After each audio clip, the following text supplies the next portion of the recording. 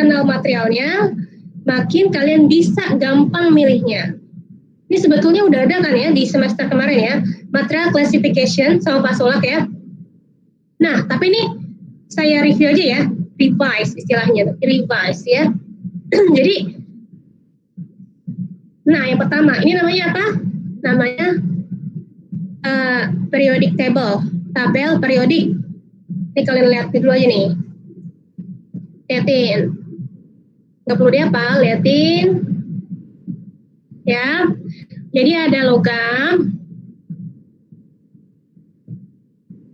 ada non-logam, ada metaloid. Metaloid itu dia sifatnya setengah-setengah nih. Dia mirip-mirip logam, mirip-mirip juga ke non-logam. Metaloid biasanya dipakai untuk ini, untuk semikonduktor nih. Ya, metaloid nih. Oke, jadi dulu. Jadi ini material, ada logam, ada non-logam, ada metaloid. Bentar ya, saya minum dulu nih. Minum dulu. Ya, perhatiin nih. Maksudnya apa? Ada logam, saya ulang. Ada logam, ada non-logam, ada metaloid. Oke, baru kita masuk. Nih. Secara umum, secara klasik, material dibagi menjadi 3. Material solid ya. Jadi ketika saya bilang material, maka lebih kita mengarah ke solid material ya. Jadi material solid itu dibagi 3. Material secara umum itu dibagi 3. Metal, logam, 2 polimer, 3 keramik. Saya ulang. Secara umum, secara klasik, material dibagi 3. Logam, metal, polimer, keramik. Oke. Seiring dengan berkembangnya zaman, dibutuhkan suatu klasifikasi material baru karena kita butuh gabungan atau modifikasi material. Oke. Ini seharusnya di semester kemarin ya. Jadi dari 3 itu tumbuh lagi suatu klasifikasi baru. Ada yang namanya composites, ada yang namanya advanced materials. Komposit sama material maju. Nanti material maju ada lagi smart material pintar. Tapi kita nggak bahas di sini ya, karena itu udah lingkupnya Pak Sulap. Kemudian ada lagi nanomaterial, biomaterial, piezoelectric material, thermoelectric material, macam-macam. Itu namanya smart sama advanced materials ya. Cuma di sini, karena di sini cuma review aja ya, jadi saya hanya akan menjelaskan sedikit doang ya, 4 material. Saya ulang. Secara umum, secara klasik, material dibagi 3. Metal, polimer, keramik. Jadi kalau misalnya kalian nanti ditanya, material ada berapa? Umumnya 3 ya.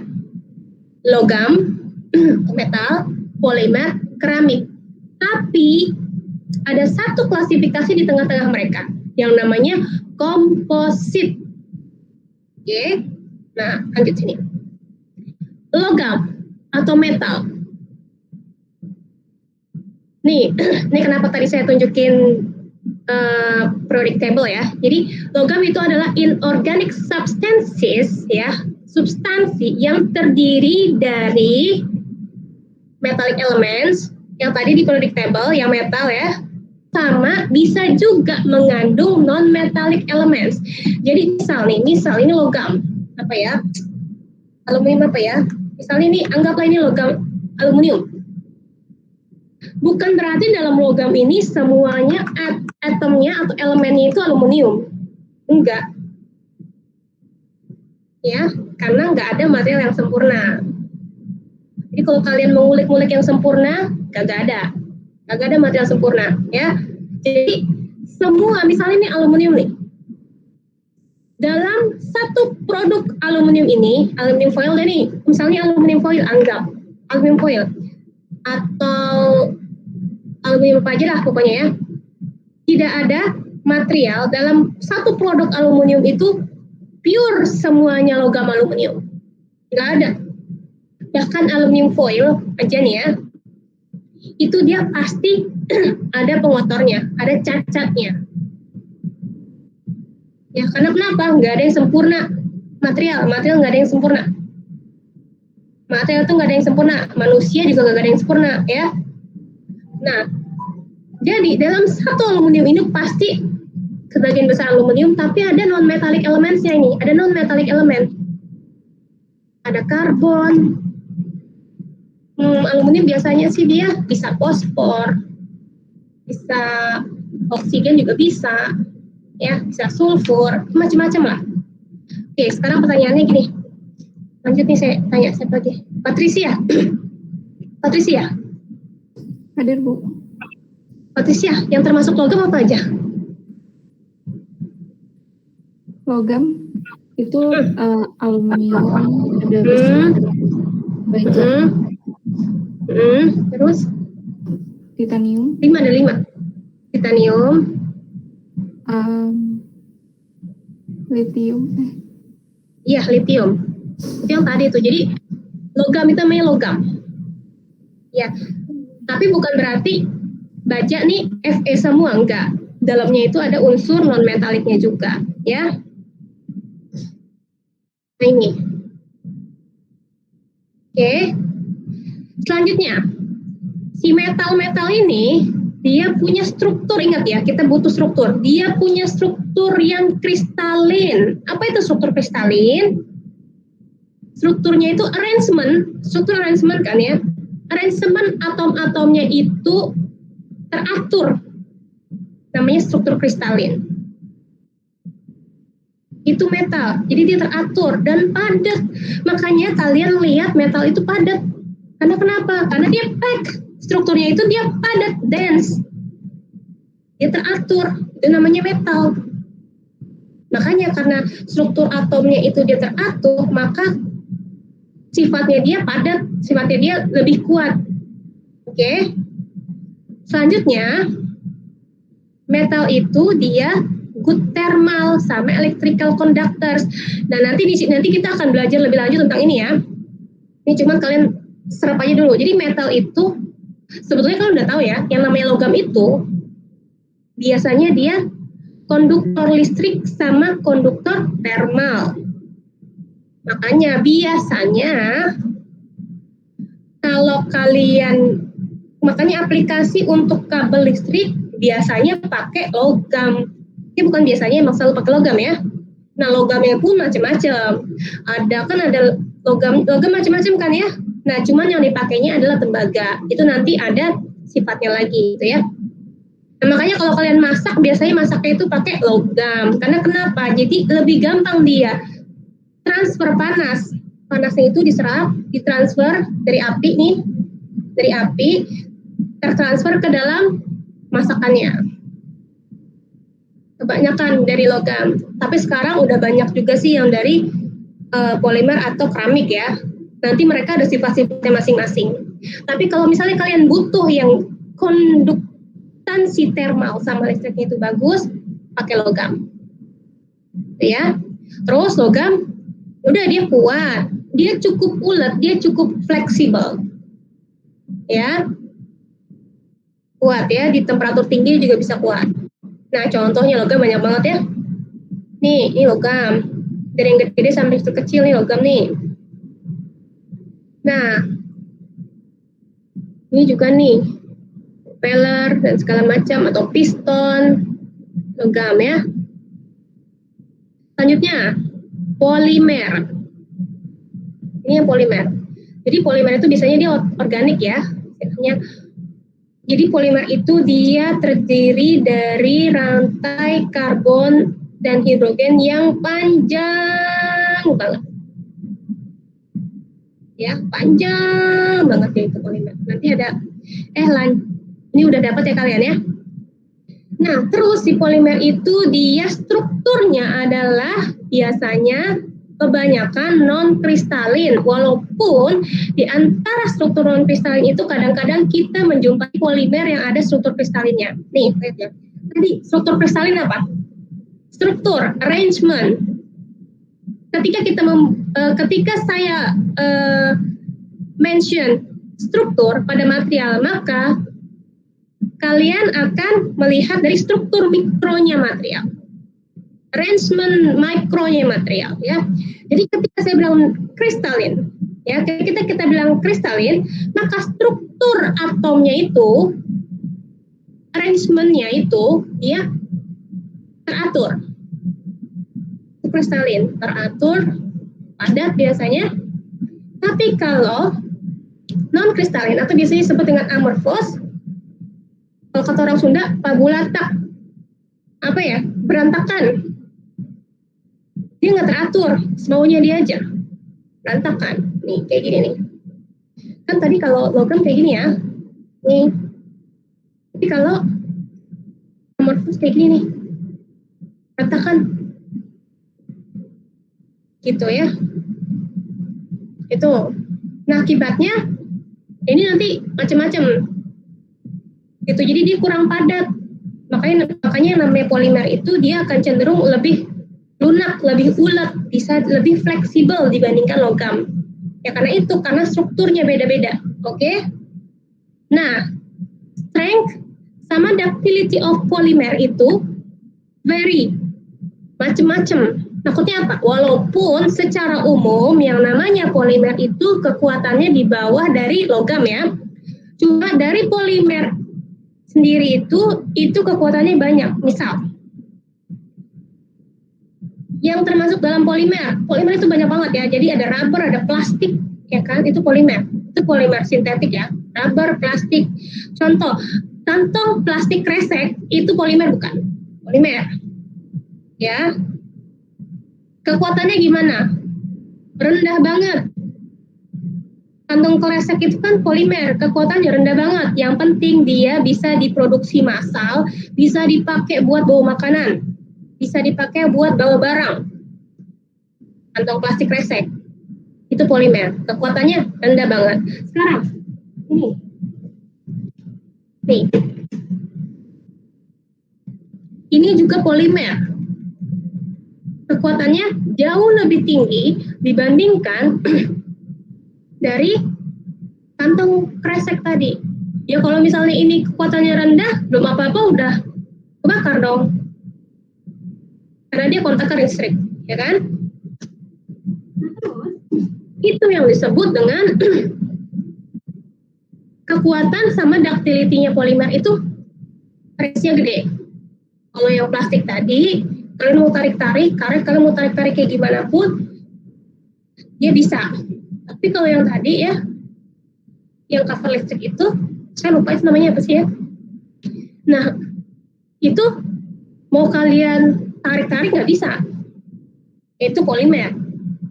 Ya walaupun secara umum kekuatannya itu akan berada di bawahnya logam. Oke? Tapi very greatly, ya kan? Nah, selanjutnya, most of them poor conductor, isolator, ya. Jadi polimer itu dia sangat sulit sekali untuk menghantarkan listrik. Pertanyaannya itu kelemahan bukan? Enggak. Karena material punya sifatnya sendiri-sendiri, punya keunggulannya sendiri-sendiri, sehingga bisa diaplikasikannya juga sendiri-sendiri. Jadi nggak ada yang kurang. Ya. Jadi nggak usah pede-pede banget, ya kan? Karena punya keunggulan sendiri-sendiri. Sama kayak material juga gitu. Ya, jadi bukan berarti kekurangan. Nggak bisa menghantarkan listrik, bukan berarti dia cupu. Enggak. Tapi justru dia bisa dipakai sebagai insulative applications.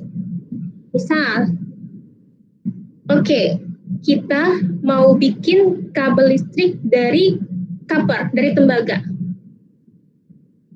Nggak mungkin dong tembaga doang, ya kan? Nanti kalau kita pegang nyetrum, karena dia konduktor konduktor listrik yang bagus. Oleh karena itu harus di cover sama yang namanya polimer, supaya ketika ada orang pegang itu kabel, dia nggak apa-apa.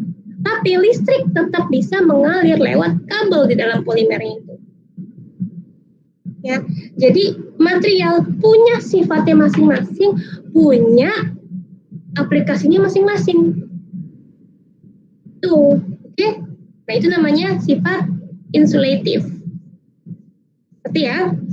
Selanjutnya, nah ini contohnya nih banyak ya.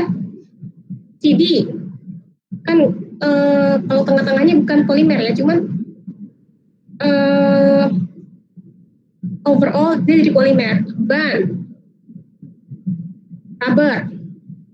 Nih ini juga baru nih, lumayan cukup baru ya. Jadi dia super absorbent polymer. Jadi ketika nanti nyerap, ini namanya kalau nggak salah hydrogel ya, kalau nggak salah. Jadi ketika kena pipis nih ya, gel-gelnya itu dia akan bisa menyerap air, jadi dia ngembang. Jadi nggak berecetan kemana-mana.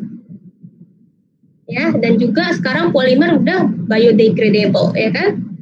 Nah ini nih, formaldehyde. Nih, ininya nih ya. Tuh, urea formaldehyde. Ini insulator ya, untuk listrik nih. Dan ini pun polimer nih, itu botol-botol. Jadi polimernya banyak. Teflon, phenolformaldehyde ya. Jadi kalau Teflon ada juga Tafel ya kalau nggak salah tuh produknya. Jadi sama lah, cuman dia beda trademarknya aja. Itu juga polimer.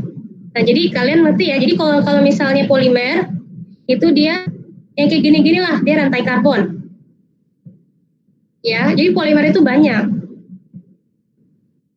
Jadi kalau misalnya ini apa? Plastik. Ya plastik, iya benar. Ini polimer bukan polimer. Bukan, itu plastik. Udah nggak ada kayak gitu lagi ya. Karena plastik merupakan jenis polimer. Karet, ini karet bukan polimer. Ya, udah nggak kayak gitu lagi ya pokoknya ya. Intinya yang namanya rubber, yang namanya karet itu polimer. Namanya plastik itu polimer. Ya, hydrogel itu polimer, yang namanya teflon itu polimer. Pipa PVC itu polimer. Oke, jadi polimer itu banyak banget. Intinya karakterisasinya kayak gini, karakteristiknya kayak gini nih. Nih. Ini polimer. Oke, lanjut ya. Keramik, sekarang jam berapa sih? Nah. Seramik. Ya, jadi apa aja tadi? Logam, polimer, keramik. Oke. Keramik ini dia terdiri dari metalik sama non metalik, tetap di dalamnya kayak gitu. Nah, nanti biasanya ikatan ion nih ya. Dan chemically bonded together. Makanya keramik itu karena dia ikatannya ion, makanya keramik itu dia susah banget buat ngelebur. Kenapa? Karena strukturnya, karena ikatannya antar atomnya itu ikatan ion. Yang notabene merupakan ikatan paling kuat. Jadi makanya yang namanya keramik itu temperatur leburnya itu tinggi. Ya, makanya keramik itu temperatur leburnya tinggi. Nah, sifatnya nih, dia bisa kristalin, bisa non kristalin, atau dua-duanya. Sebelumnya polimer juga sama ya. Tapi rata-rata polimer itu di amorf, non kristalin. Nah, keramik dua-duanya. Nih, keramik dia biasanya tahan gores, kekerasannya tinggi. Ingat, keramik kekerasannya tinggi, keras. Ini ya. Bahas sebentar. Keras. Keras itu merupakan kemampuan material untuk tahan goresan. Ingat, keras itu untuk tahan goresan, bukan tahan banting ya. Dia keras, tapi kok dibanting pecah. Itu namanya keramik. Keramik keras, kalau kalian gores-gores dia nggak masalah, tahan.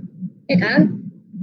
Itu namanya keras. Jadi keramik itu dia hardness, high hardness. Kenapa? Dia keras. Keras itu tandanya apa? Tahan gores. Makanya yang saya bilang tadi, Gorilla Glass. Gorilla Glass itu glass, keramik. Aplikasinya memang dia tahan gores. Bukan berarti kalian bebas buat mukul-mukul, buat kasih beban impak, beban kejut. Gak kayak gitu. Karena memang aplikasinya untuk tahan gores. Bentar sih.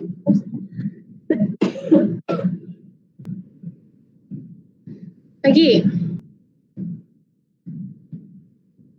Dia high temperature strength. Jadi kalau misalnya kalian pengen pakai material buat yang temperatur tinggi, ya, tapi nggak kena beban kejut, nggak kena beban tiba-tiba, pakai aja keramik. Makanya furnace itu biasanya pakai keramik. Kenapa? Karena dia temperaturnya tinggi buat ngecor. Pakai keramik. Karena keramik itu tadi strukturnya, ikatannya itu ikatan ion. Makanya dia temperaturnya tinggi. Dia bisa lightweight, dia high strength sama hardness, ya. Good heat, tahan temperatur tinggi juga, tahan wear resistance. Nah, kenapa wear resistant? Ingat, wear resistant itu dia berhubungan erat sekali dengan yang namanya hardness. Wear apa? Wear. Aus, kikis. Kalau kikis itu berarti dia cuma kenain bagian permukaannya aja, stretching. Ingat, tadi keramik itu apa? Keras dia, keras, oke? Keras itu apa? Kemampuan material untuk tahan gores. Ingat loh ya, beda ya. Keras, kemampuan material untuk tahan gores. Keras namanya. Makanya ketika kita mau pakai aplikasi yang tahan aus, biasanya pakai keramik. Karena kenapa? Karena dia keras. Kalau keras, mau digores-gores juga dia nggak masalah. Oke? Nah, dia juga cenderung insulative. Nah, ada sifat keramik yang lucu ini adalah ketika dia menyerap, dia akan lama nih untuk menyerap panas. Dibandingkan logam ya, karena logam itu dia konduktor panas yang bagus. Jadi ketika dikasih panas, dia akan cenderung untuk langsung mentransfer si panasnya itu ke material yang ada di dalamnya. Contoh, panci logam. Ketika panas, nih masakan dalam panci ini langsung dia bisa lebih cepat panas. Karena si logam ini konduktor panas sama listrik yang bagus. Nah, cuman ada lagi nih, cookingware atau alat masak yang dari keramik. Nah, ini beda lagi.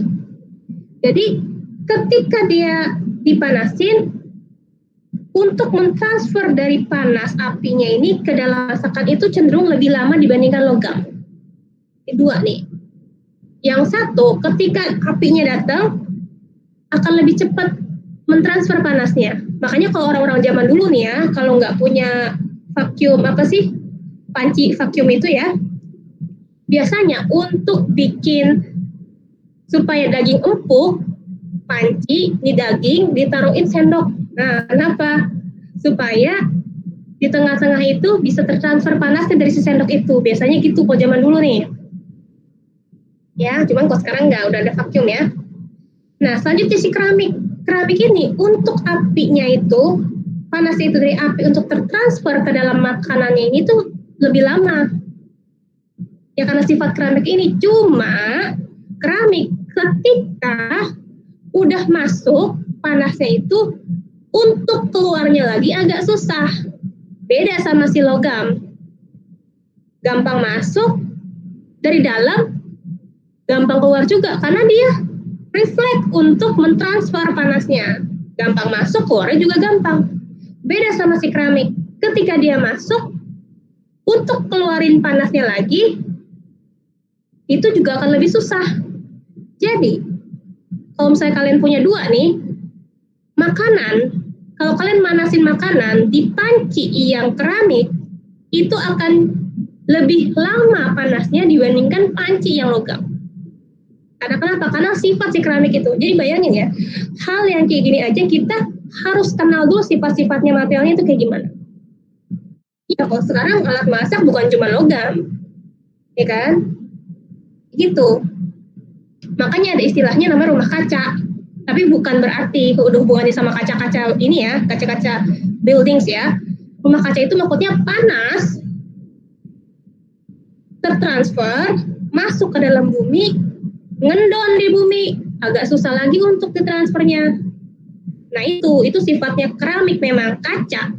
Kaca itu kayak gitu. Jadi ketika masuknya susah, ngeluarinnya juga agak susah. Makanya agak panas. Kalau misalnya rumah kita banyak kacanya, kalau udah kena panas, ya udah panasnya itu dia untuk transfer keluar lagi panasnya susah. Gitu. Oke.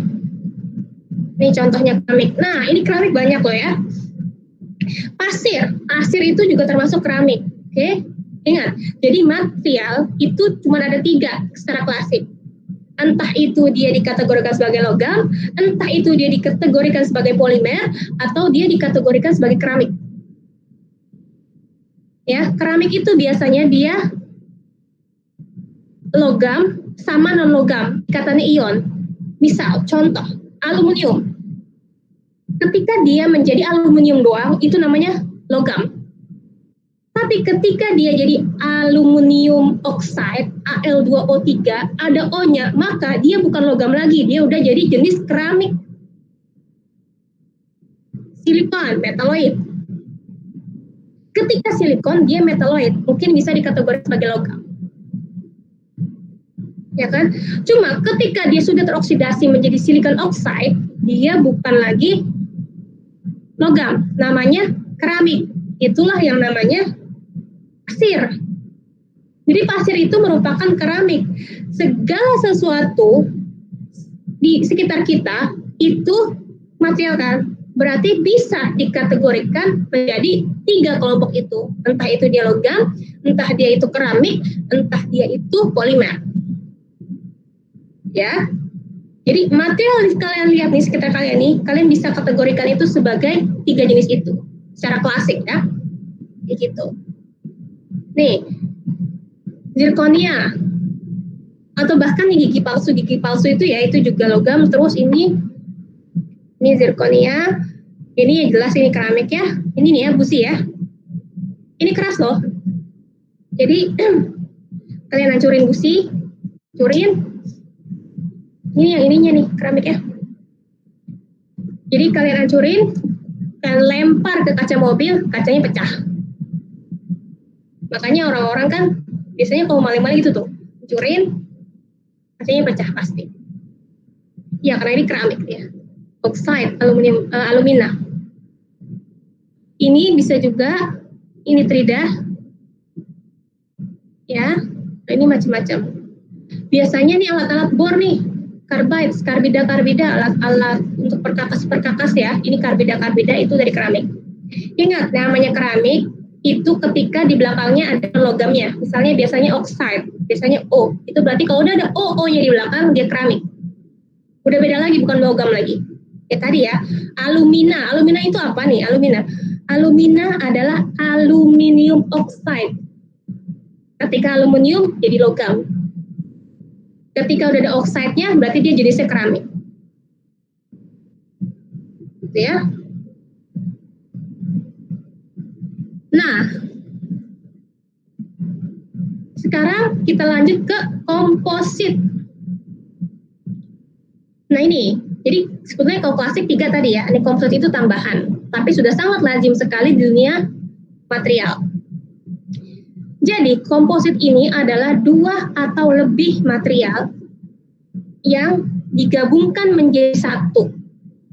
Tapi materialnya itu tetap ketika diaplikasikan tetap memegang sifat aslinya mereka. Jadi gini, ada logam dengan segala sifat aslinya dia, ada keramik dengan segala sifat aslinya dia, digabungin jadi satu, dipakai bareng-bareng. Itu namanya komposit. Contoh ini. Lihat ya, jadi yang namanya komposit nih. Kemudian komposit itu adalah gabungan 2 material atau lebih kemudian diaplikasikannya bareng-bareng. Dan mereka tetap menjaga sifatnya mereka masing-masing. Contoh, sandwich, misalnya hamburger, ada material roti dengan segala sifatnya roti. Ada material, apa lagi? ketimun dengan segala sifatnya ketimun. Ada material keju dengan segala sifatnya keju. Mereka punya sifat masing-masing kan? Ada material daging dengan segala sifatnya daging. Ada material mayones dengan segala sifatnya mayones. Ada material saus sambal dengan segala sifatnya saus sambal. Ditutup lagi pakai, ada material selada dengan segala sifatnya selada. Ditutup lagi pakai material roti dengan segala sifatnya roti. Mereka akan disebut komposit kalau kalian gigit semuanya bareng-bareng. Itu namanya komposit. Jadi ketika diaplikasikan, mereka sekali gigit itu nemu sifatnya roti, nemu sifatnya keju, nemu sifatnya mayones, saus sambal, selada, ketimun, bareng-bareng. Ada semuanya itu di mulut kalian. Itu namanya komposit. Tapi kalau kalian, yaudah saya buka makan ketimunnya aja, nyocol sausnya aja, atau makan dagingnya doang, itu namanya bukan komposit. Walaupun kalian sama-sama makan burger sampai habis, bukan komposit. Jadi yang namanya komposit itu ketika ada dua material atau lebih yang dia tetap megang sifat aslinya, tapi dia dipakai bareng-bareng. Ketika mereka dipakai bareng-bareng, sifat asli yang tetap mereka pegang, terdiri dari dua material atau lebih, itu namanya komposit. Ya, itu namanya komposit. Ngerti nggak? Terus saya tanya ya. Tuh, ini saya ulang. Jadi komposit itu adalah gabungan dua material atau lebih untuk melakukan suatu aplikasi. Tapi mereka tetap megang sifatnya mereka sendiri-sendiri. Jadi ketika dilakukan aplikasi, mereka bareng-bareng. Itu komposit. Beda, ingat ya, beda komposit sama alloy. Alloy itu namanya paduan. Itu beda kalau paduan. Paduan juga sama, gabungan dua material atau lebih dibentuk di satu. Apa bedanya komposit sama paduan? Ini nih, beda ya. Kalau paduan ada material aluminium, ada material silikon, digabungkan jadi satu, dicor, akan terbentuk suatu material baru yang namanya aluminium silikon. Suatu material dengan sifat baru namanya aluminium silikon. Jadi ada material silikon, ada material aluminium, dicor, digabungin jadi satu, maka akan terbentuk suatu struktur baru, suatu material baru, suatu fasa baru, fasa aluminium silikon. Produk aluminium silikon. Itu sifatnya udah baru, beda sama aluminium, beda sama silikon murni, beda sama aluminium murni. Itu namanya alloy. Contoh, ada air putih, ada sirup marjan, rasa koko pandan, warna merah. Air putih, ada sirup marjan, koko pandan, warna merah. Air putih, material air putih dengan segala sifatnya dia. Ada material koko pandan, sirup marjan dengan segala sifatnya dia, warna merah. Kalian campur jadi satu. Jadinya air sirup. Terbentuk suatu material baru yang namanya air sirup. Bisa dipisahin nggak? Enggak.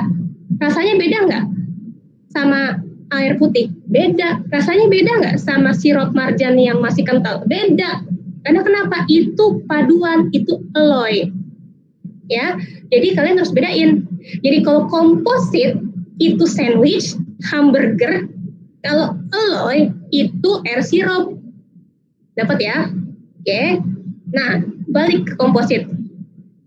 Jadi komposit itu biasanya dia, karena dia gabungan dari dua material atau lebih, ada yang namanya filler, penguatnya, atau reinforced materialnya. Ada yang namanya, apa ya namanya? Ini nih, matriks. Ada yang namanya matriks. Jadi komposit itu, dalam komposit itu ada yang namanya penguat. Jadi penambah rasa, kayak misalnya, intinya kalau hamburger itu penguatnya penambah-nambah rasanya itu kayak saus-sausan. Itu fillernya, penguatnya. Tapi sebetulnya matriksnya itu roti. Tuh.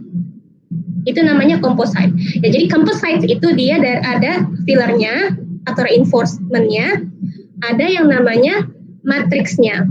Oke. Contoh. Nih. Oke, gini. Kayak tadi air sirup ya, air sirup marjan.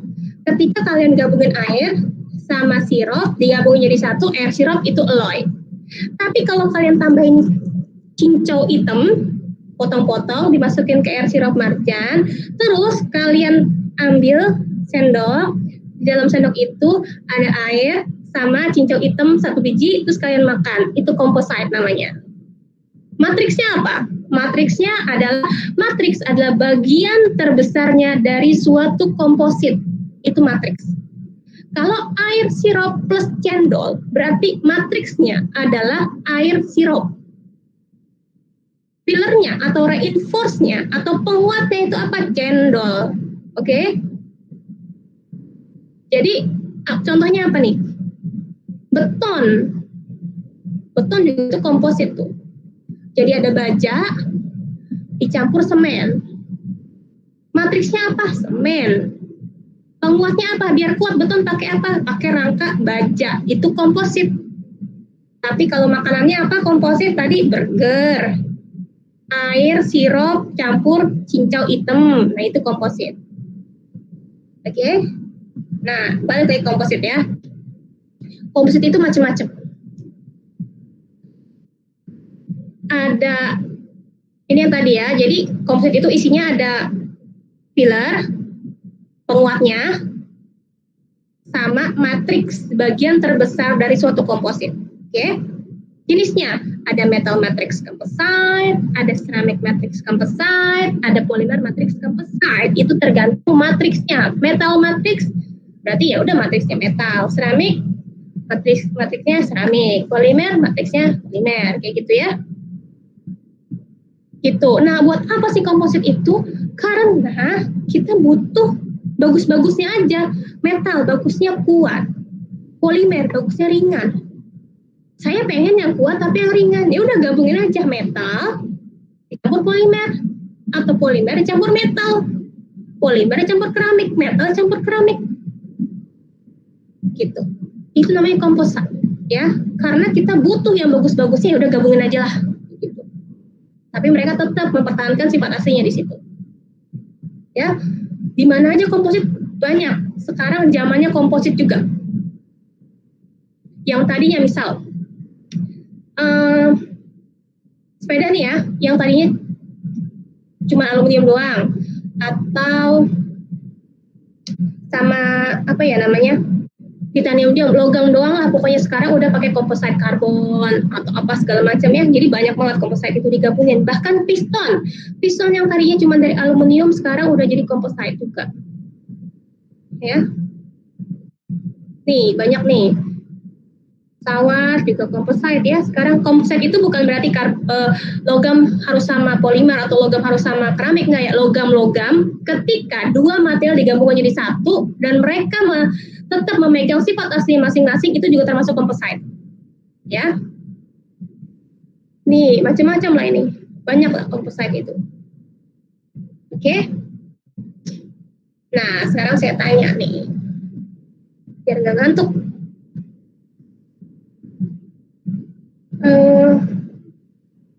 Hasfi, Andika.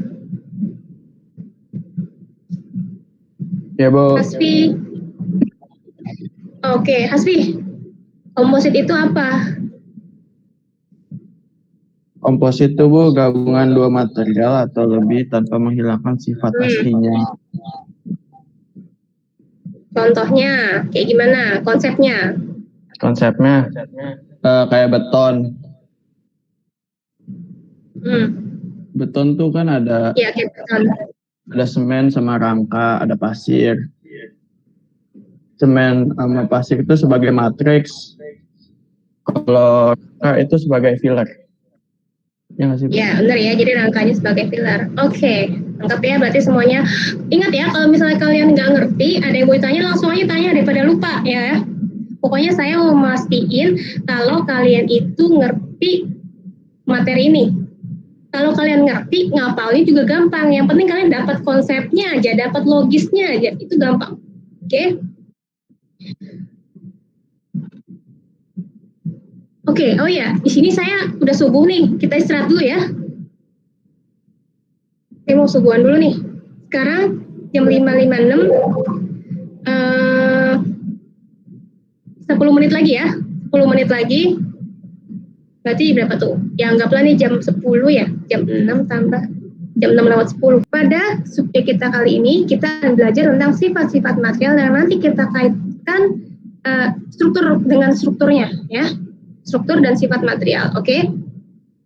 Nah, untuk hari ini saya hanya akan membahas jenis-jenisnya aja ya, tidak akan membahas secara detail. Untuk detailnya nanti bahas minggu-minggu berikutnya, oke? Nah, sifat-sifat material yang pertama adalah sifat mekanis material. Sifat mekanis material nanti akan dibagi lagi. Ada sifat keras, ada sifat tarik, ada sifat mulur atau creep, ya, ada sifat fatigue atau kelelahan, ada sifat macam-macam lah ya, intinya banyak nanti. Itu nanti ada lagi bagiannya, oke? Nah, contoh nih, kekerasan. Ini contohnya nih. Kenapa sih harus kita pelajari yang namanya sifat-sifat ini? Karena kenapa? Karena nanti akan kita kaitkan dengan strukturnya. Misal nih, contoh. Di sini kalian bisa lihat. Ternyata kekerasan ini yang notabene merupakan salah satu dari sifat mekanis material itu dipengaruhi oleh macam-macam. Contoh, cooling rate. Cooling rate itu adalah jadi pendinginan. Jadi ketika kalian memanaskan suatu material, ya kalian memanaskan suatu material, kemudian kalian dinginnya pakai udara biasa, ditaruh aja gitu, ya digeletakin aja gitu, sama dicelupin ke air, sama dicelupin ke air garam, sama dicelupin ke oli, ya itu beda-beda kekerasannya. Nah, luas kan? Jadi kita akan mengenal yang namanya sifat mekanis material yang notabene sifat mekanis itu banyak banget. Keras, impak, tarik, mulur, fatigue, itu nanti dipelajarin ya. Dan ternyata sifat-sifatnya mereka itu juga dipengaruhi oleh prosesnya. Kenapa? Nanti prosesnya itu contoh nih, dingininnya gimana? Pendinginannya itu nanti akan mempengaruhi struktur dari materialnya itu. Karena mempengaruhi struktur dari material, maka dia akan mempengaruhi sifatnya, propertiesnya dari material itu. Ya, jadi luas banget ini. Jadi saya mau kalian mengerti konsepnya. Jadi kalian ngerti ya sifat-sifat material itu nanti ada apa aja, dan ternyata apa aja sih yang mempengaruhi dari material itu.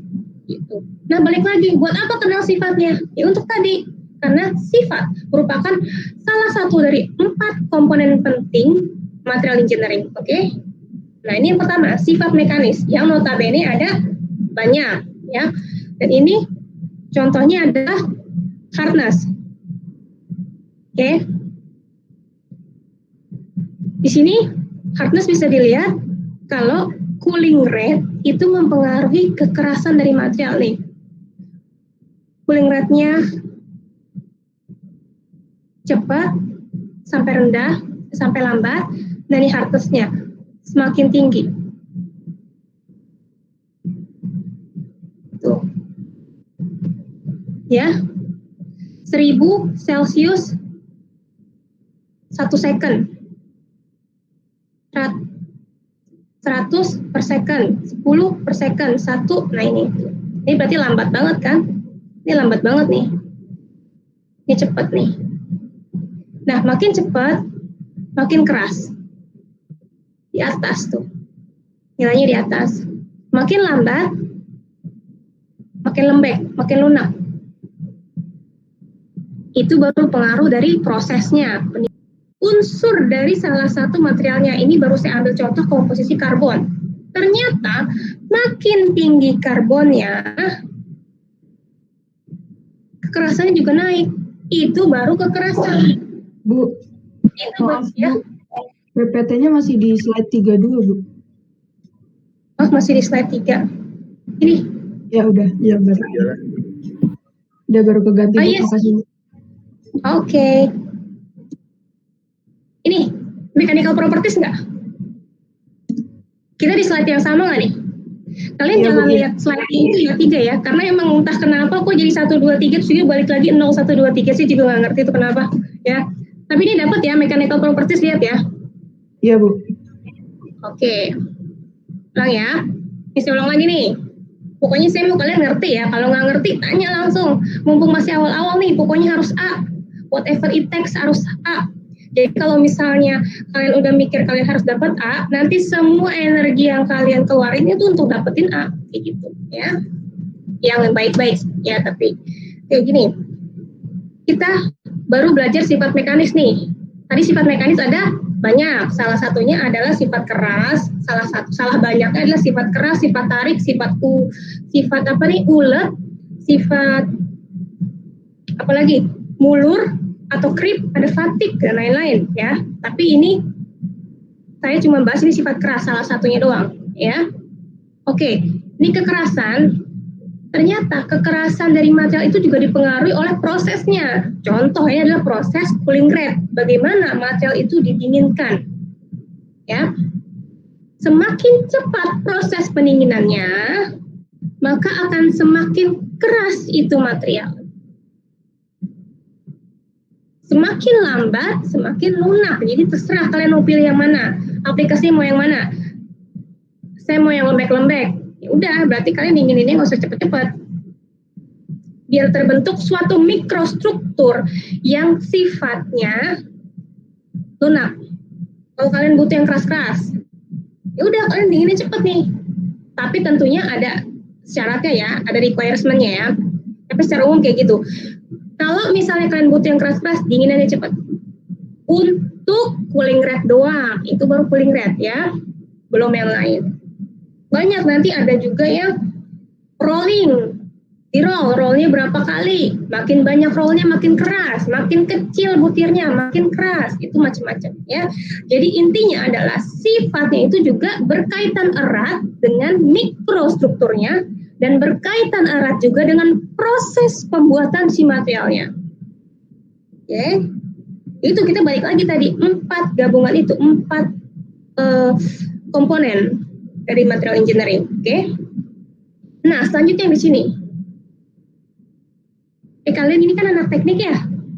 Jadi kalian itu sebisa mungkin harus bisa baca grafik. Logis kan itu, logik banget ya. Jadi ini contohnya nih. Ini apa? Udah bisa baca grafik kan? Yang ini apa? Prosentase karbon. Yang ini apa? Y-nya adalah Brinell hardness. Nah, ini Brinell hardness ini adalah ukuran kekuatan material. Makin tinggi nilai hardness-nya, makin keras itu material. Sekarang grafiknya apa? Ternyata begini nih, eksponensial. Berarti kesimpulannya adalah dari grafik satu ini doang, ada prosentase karbon, ada hardness. Cara baca grafik gimana? Kita harus gabungin dua-duanya ini, analisanya. Semakin tinggi karbonnya, akan semakin tinggi kekerasannya. Itu ya. Tapi kalau kebanyakan lagi karbonnya, kalau kebanyakan lagi kerasnya, nanti dia patah. Makanya ini udah habis nih nanti, habis ini nih udah habis. Karena kenapa? Karena udah patah, nggak bisa diukur lagi. Itu ya. Ini baru sifat mekanis. Ingat, sifat mekanis banyak, salah satunya keras.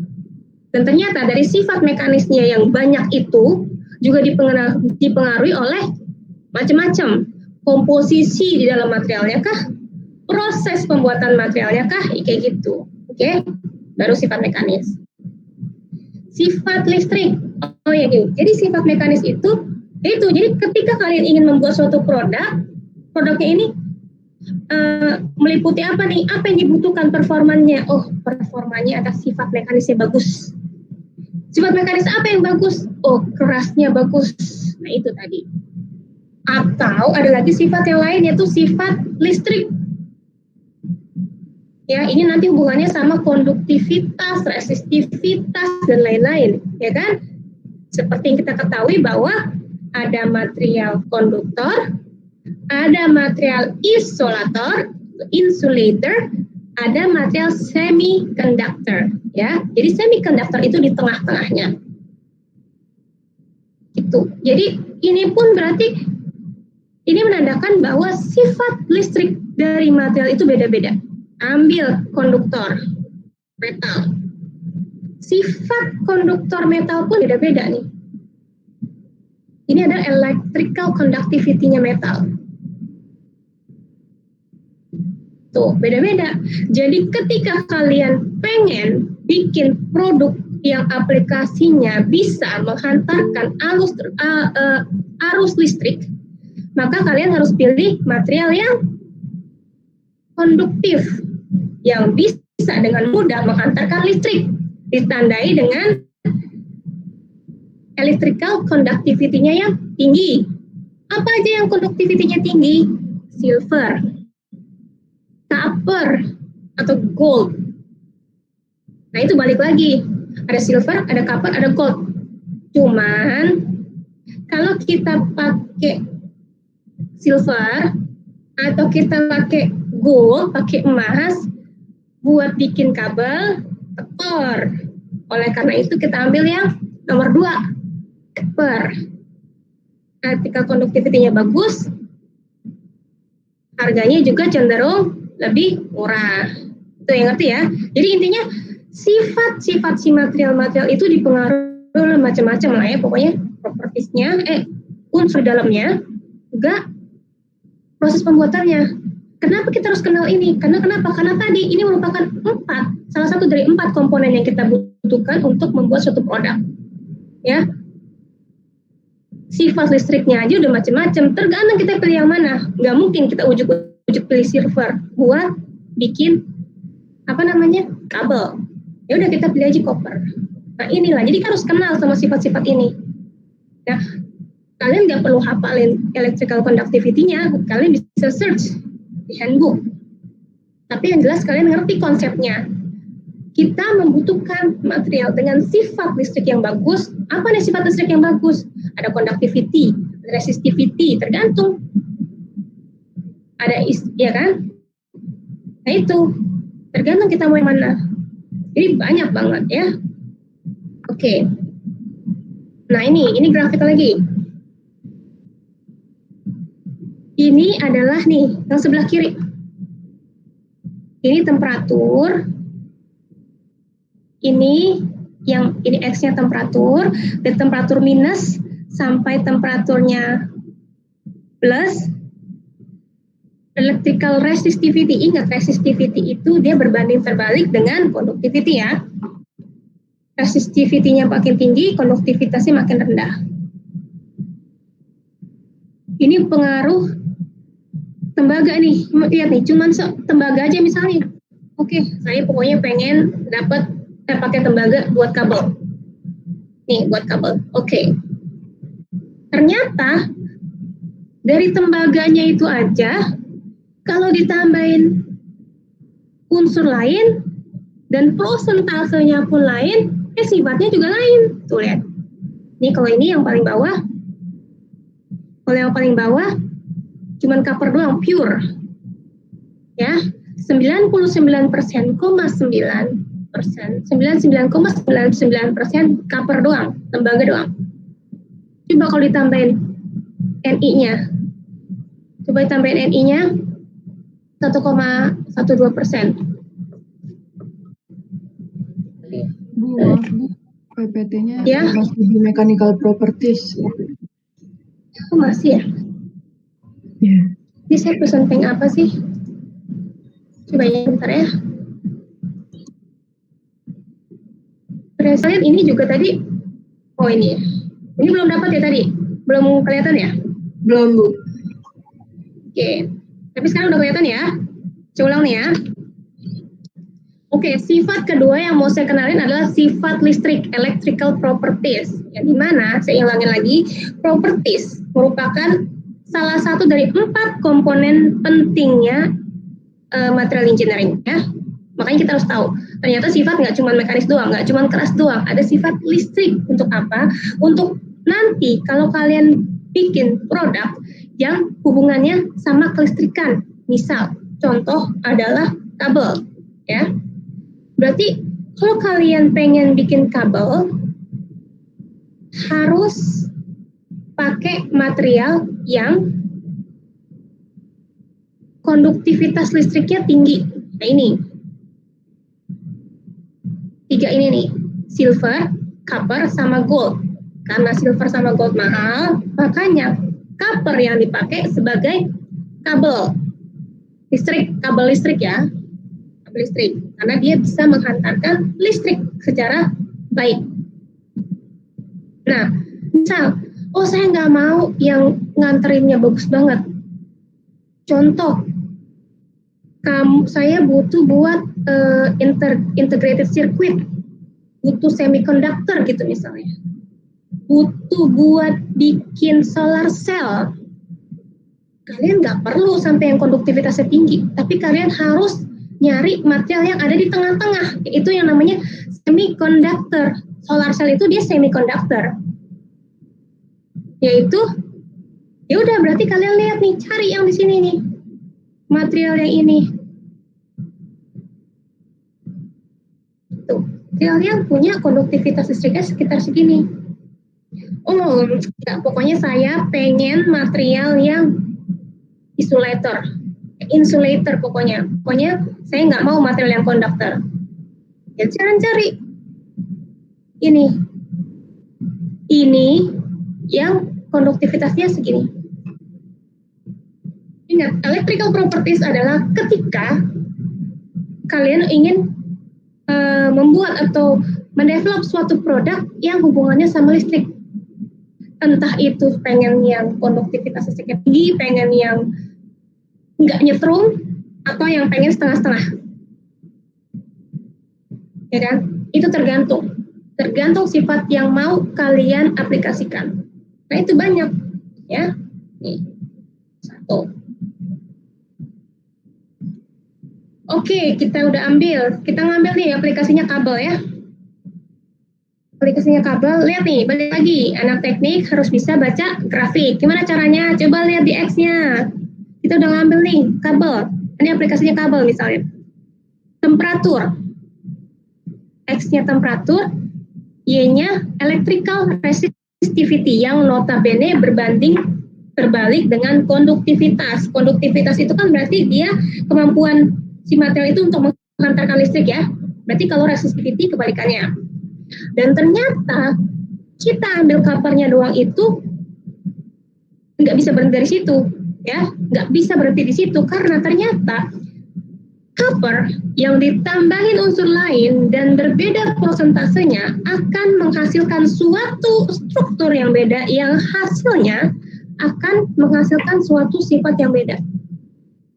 Copper ketika ditambahkan suatu unsur lain atau ketika diproses dengan proses yang berbeda, ditambahkan unsur yang berbeda, maka akan menghasilkan suatu mikrostruktur yang berbeda, yang akhirnya akan menghasilkan sifat yang berbeda, atau properties yang berbeda.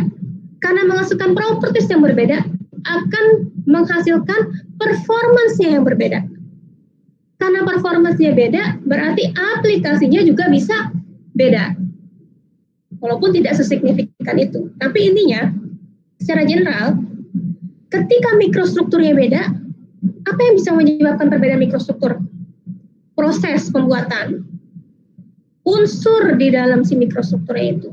Elemennya. Mikrostrukturnya beda, propertiesnya beda. Propertiesnya beda, maka performance-nya beda. Performance-nya beda, aplikasinya bisa beda. Nih, lihat sini. Yang kiri, kelihatan kan ya? Kelihatan nggak ini? Kelihatan, Bu. Sekarang saya di mana? Di electrical properties kan ada dua grafik kan? Ya. Ya, ada dua grafik ya. Grafik yang kiri dulu. Ketika ini material covernya pure, 99,99% tembaga doang. Tapi ketika kita tambahkan nikel 1,1 naik resistivity-nya. Kalau kita deform itu maksudnya kita lakukan pemrosesan material, entah di tempat, entah stamping. Saya dulu ya.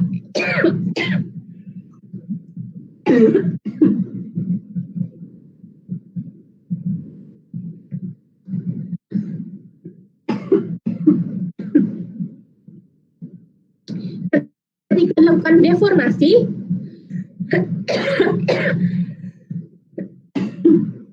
ternyata resistivity-nya naik lagi. Nikelnya makin banyak, resistivity-nya naik lagi.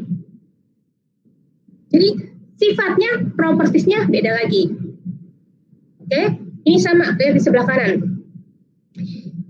Yang ini adalah ini berarti kesimpulannya adalah semakin tinggi konsentrasi nikel, naik ya, maka electrical resistivity-nya makin tinggi atau konduktivitasnya makin rendah. Yang paling bagus adalah kalau pure copper.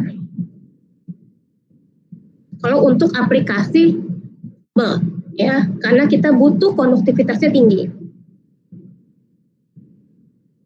Terus ini grafik yang kedua. Apa nih? X-nya apa? Composition of nickel. Yang Y-nya adalah electrical resistivity. Grafiknya kayak gini.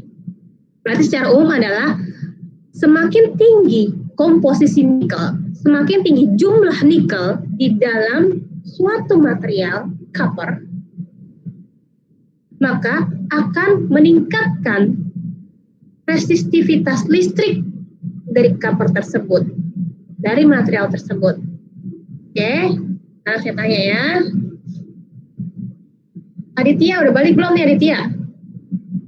Aditya Aprilianto? Belum balik juga ya?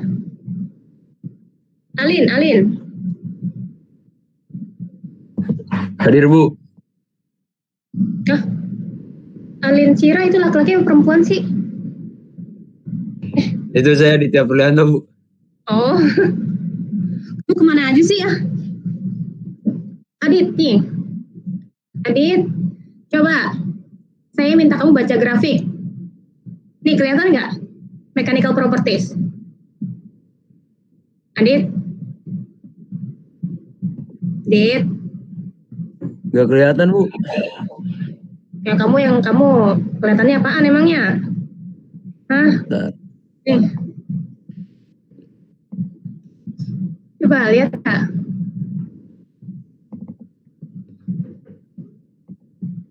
ya kelihatan, Bu. Kelihatan udah? Udah nih ya? Ya. Oke. Ini nggak usah saya. Kalau ini kelihatan nggak nih? Ini baru ya. Bentar. Ini langsung.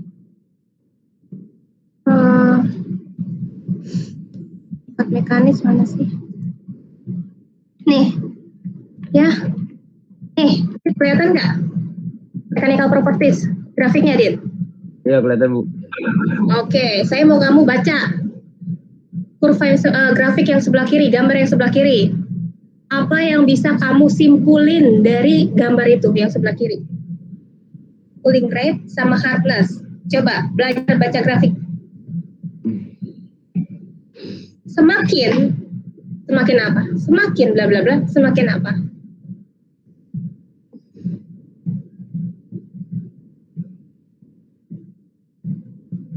Edit.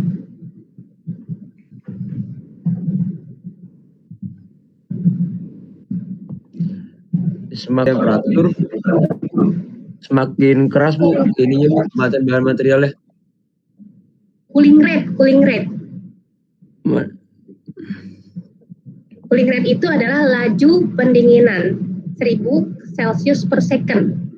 Semakin tinggi cooling rate-nya ya, semakin tinggi cooling rate-nya, maka akan semakin tinggi kekerasannya. Oke, sekarang lanjut di sebelah kanan, Dit. Tapi dapat nggak? Kalian ngerti nggak? Jadi, ini cara baca grafik ya. Kalian lihat ininya nih, di bawahnya nih. Cooling rate, laju pendinginan. Semakin cepat laju pendinginannya, semakin tinggi kekerasannya. Ya, sekarang ini Dit, yang kanan Dit.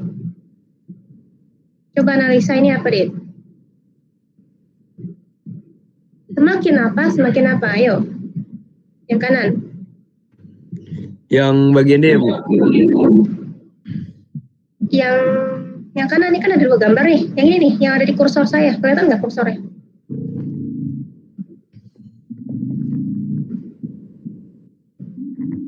Oh, bentar. Ya.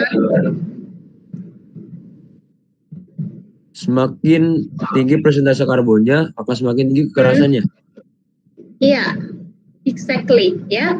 Jadi semakin tinggi kandungan karbonnya, semakin tinggi kekerasannya. Ini cuma salah satu grafik dari sifat mekanis ya. Oke, ya oke. Sekarang lulus kamu Dit. Lagi sekarang Valen. Ya, Bu. Valen, baca ini Valen. Ini kelihatan nggak electrical properties ya? Baca ini nih. Ya. Nih, yang kiri dulu Len. Ya, Bu. Coba analisa yang kiri.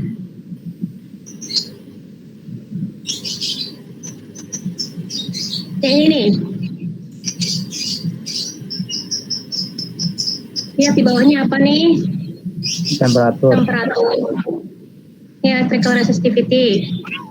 Ini sebetulnya ada dua yang bisa kita analisa. Semakin tinggi temperatur, semakin apa tuh? Temperatur semakin tinggi, electrical resistive. Nah, sekarang hubungannya sama nih, ada grafiknya banyak. Berarti kita analisa pakai grafiknya ini. Semakin tinggi apa? Semakin electrical resistivity-nya semakin apa? Komposisi itu ya, Bu. Iya, komposisi apa? Posisi dari kopernya. Komposisi nikelnya, ya. Nikelnya iya. Semakin tinggi. Komposisi nikelnya, semakin tinggi electrical resistivity-nya. Iya, ya. Jadi ini ada banyak grafik. Jadi kita bisa menganalisanya lebih dari satu. Yang pertama, kita analisa dari X sama Y-nya. Semakin tinggi temperaturnya, ini sama nih semuanya ke atas nih. Ya, berarti semakin tinggi temperaturnya, maka resistivitas listriknya semakin tinggi karena semuanya ke atas. Itu satu. Kemudian kita juga bisa analisa dari, lihat di sini ada apa nih, coppernya pure, Ni-nya 21,12, 2, ini 3, makin naik juga. Jadi semakin tinggi kandungan Ni di dalam suatu copper, maka akan semakin tinggi electrical resistivity-nya. Selanjutnya, masih Valen kan ya? Lagi nih, yang kanan. Yuk. Makin tinggi tinggi electrical resistivity. Oke ya, semua ya. Jadi kalian harus bisa baca grafik ya. Karena nanti kalian tugas akhir juga bikin grafik. Nah, dari grafik itu kalian analisa. Ya. Nah, ini contohnya aplikasi dari chemical electrical properties, sesuatu yang butuh electrical properties. Electrochemical machining, EDM, electrical discharge machining, sama electroplating ya. Nih, ini contoh electroplating nih. Ini jadi kalau kalian pengen bikin emas tapi budgetnya tipis, ya udah kalian bikin aja logam, baja, terus kalian facing, ya, face to each other, apa ya namanya, tatap-tatapan nih, baja sama emas, ya, yang punya electrical properties tertentu. Setelah dialirkan listrik, ketika mengalir itu ya listrik ya, maka nanti si emasnya ini akan nempel ke bajanya sesuai dengan bentuknya si baja. Gitu. Dan itu namanya surface treatment. Nanti kalian akan belajar di semester depan kayaknya ya, surface treatment itu. Nah, itu adalah kalian harus tahu apa? Kalian harus tahu kalau material yang bisa di plating adalah material yang punya sifat listrik yang bagus. Setidaknya dia bisa menghantarkan listrik, konduktor. Kalau polimer, dia nggak bisa. Karena kenapa? Karena kita butuh listrik. Ya, itu salah satu contoh sifat listrik ya. Lagi. Nah, sekarang sifat yang selanjutnya adalah sifat thermal. Nah, ini macam-macam ya. Sifat thermal itu adalah sifat material yang nanti hubungannya sama aplikasi thermal. Contoh nih, ini adalah komposisi Zn. Semakin tinggi komposisi Zn-nya, maka akan semakin tinggi, semakin rendah thermal conductivity-nya. Kita sampai berapa sih? Udah kelar ya harusnya ya? Udah kelar belum sih kita harusnya? Udah, Bu. Nih ya, jadi ini thermal properties, kita lanjut sebentar ya. 8 menit. Thermal properties ini adalah yang nanti hubungannya sama sifat-sifat thermal material ya. Jadi kalau misalnya kalian mau aplikasinya, nih contoh nih, ini adalah silica fiber. Jadi dia tuh benar-benar dipanasin ke 1250 nih ya, derajat Celcius, tapi ketika kalian ambil, itu dia nggak panas. Karena kenapa? Karena dia konduktivitas thermalnya itu nggak bagus. Jadi ketika dipanasin, dia tidak akan langsung untuk mentransfer panasnya dalam tubuhnya material itu. Makanya ketika dipegang dia nggak apa-apa. Ini salah satu aplikasinya. Oke? Nah, ini adalah aplikasi selanjutnya adalah sifat magnet. Oh, ini banyak nih. Contoh adalah kalau sekarang udah SSD ya, tapi kalau misalnya pakai ini nih hard disk yang biasa itu ya. Nah, itu tuh dia pakai dalamnya itu ada baja supaya bisa menghantarkan magnet. Jadi untuk mengambil datanya itu dia pakai magnet, pakai si baja ini. Recording medium. Atau bisa juga maglev train. Kereta cepatnya itu juga nanti aplikasinya ke magnetik. Nah, untuk lebih lanjutnya saya mau kalian nanti bagi kelompok, nanti kelompoknya saya bagi ya, nanti kalian pilih sifat-sifat mekanis apa aja yang kalian presentasiin ya. Nah, ini contohnya magnetic properties. Nah, contohnya adalah selanjutnya adalah properties sifat optik. Ini udah, ini sifat optik ya. Jadi seperti yang kita tahu, visible spektrum itu tuh cuma segini nih. Sisanya kita nggak lihat. Sebetulnya adalah cahaya yang datang, yang kita lihat itu cuma dikit doang. Nih, sekitar segini. Sisanya ultraviolet, nih kayak X-ray, gamma ray, itu kita nggak bisa lihat. Ya, ini adalah contoh sifat optik. Jadi intinya ketika kalian membutuhkan suatu optical properties yang hubungannya sama electromagnetic radiation, itu kalian harus cari sifat si optikalnya. Nih contoh, saya mau material yang bening, itu hubungannya sama sifat optik. Bagaimana dia mentransmit atau ya kan kalau misalnya yang satu burem, yang satu bening, itu kan hubungannya bagaimana cara material itu mentransmit cahaya ya. Nah, itu berarti kalian harus pintar memilih hubungannya sama sifat si optiknya material itu. Mau yang opak, mau yang transparan, atau yang translucent yang tengah-tengah ini. Itu beda-beda materialnya. Ya. Jadi kalian juga harus ngerti sifat dari materialnya, tergantung kalian mau masuk ke aplikasi apa. Nah, Ini chemical properties. Nanti kalau chemical properties ini hubungannya biasanya sama corrosion kalau pada logam. Kalau pada polimer biasanya degradation atau deterioration. Ya, itu juga kalian harus milih. Misal saya mau bikin material polimer, saya pengen punya produk yang bisa masuk ke microwave, tapi polimer. Saya pengen bikin produk yang bisa berkali-kali pakai, tapi polimer. Nah, itu berarti kalian harus lihat properties chemicalnya dari si materialnya itu kayak gimana. Itu beda-beda ya. Ini salah satu contohnya adalah dari corrosion. Ya.